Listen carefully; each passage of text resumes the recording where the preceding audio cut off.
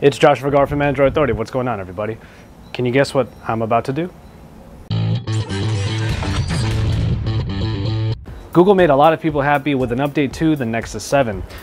Last year, we took the original Nexus 7 and we put it to the test by dropping it compared to the iPad mini, and unfortunately, it really didn't stack up.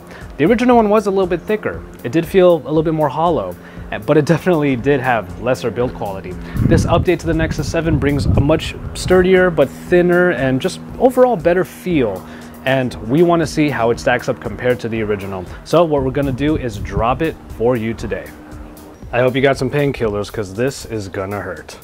The test will comprise of 3 different drops. We're basically, actually 4, let's say 4.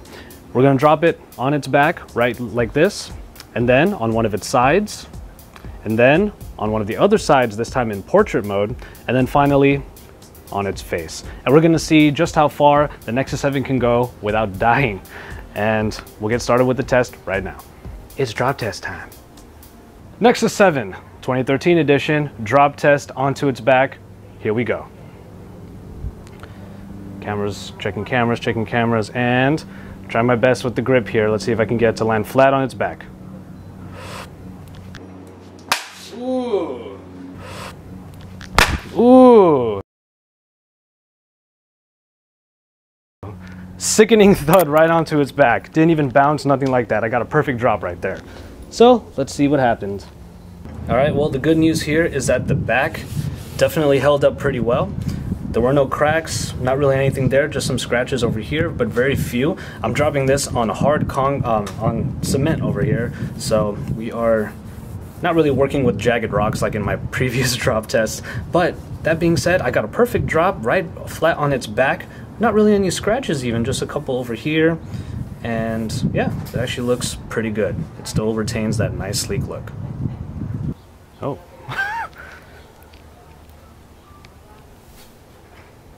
Whoa.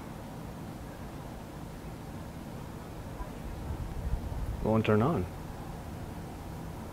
Wow.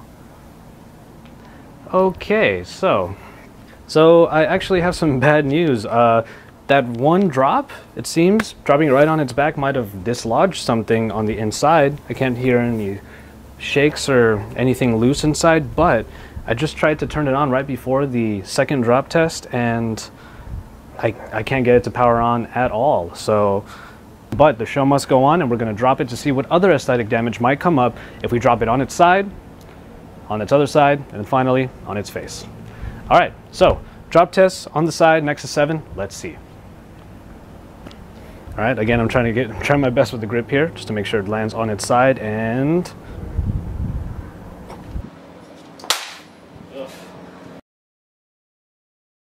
there you go, and you see it there, the cracks right onto the bottom portion of the screen right here. You kind of spider webbed right there. There's no use in me trying to turn it back on again because it just won't. But yeah, there you go. You can see the scratches right on the what looks like the bottom portion of the bezel, maybe the bottom left portion, and it spider webs over to the side. Actually, now that I think about it, we should try to drop it opposite the side that was cracked. So I'm going to drop it from where the headphone jack is, which is at the top. So right here, trying to drop it so it lands right on its side, right there. Okay, here we go.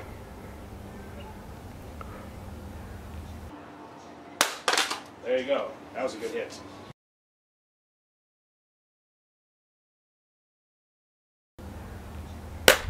There you go. That was a good hit. The actual cover that goes around the entire back of the Nexus 7 has snapped out. So you can probably see right over here, right there. See, I can actually separate the tablet a little bit more.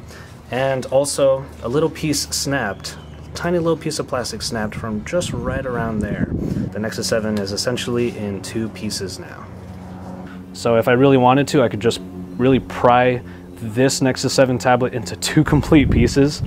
But we have one last test. We already cracked the screen, but we have to be fair and complete the test properly. We're gonna drop it right on its face for the last test. So here we go. Got to get into my shot here, and finally, there you go. there you go. And so that's the damage done to the front. Even more cracks and spiderwebs down on the bottom of the screen when dropping the Nexus 7 on its face. As you can even see here, it gets even worse because not only did more cracks happen, I've actually exposed part of the circuitry right underneath.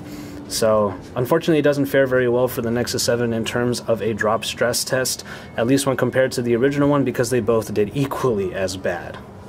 And well, there you have it for this Nexus 7 drop test. It's really unfortunate and honestly kind of saddening that the Nexus 7 of this year still has the same problems that one last year had when we did that drop test. Not only is it inoperable, it stopped working even after the first test.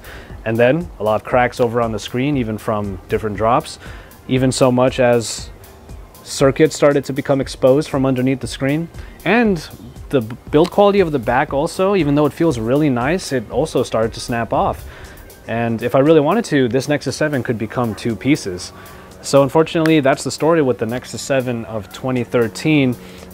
Still has a pretty questionable build quality for drops. Bottom line, really, do not let go of your Nexus 7. Don't let this thing drop, because if it gets a good enough impact on the floor, you could be wound up with a nice looking brick. So as always, stay tuned to Android Authority for all of the best coverage and the occasional drop test, whether good or bad. And as always, drop us a like down below. Don't forget to subscribe and stay tuned to AndroidAuthority.com, because we are your source for all things Android.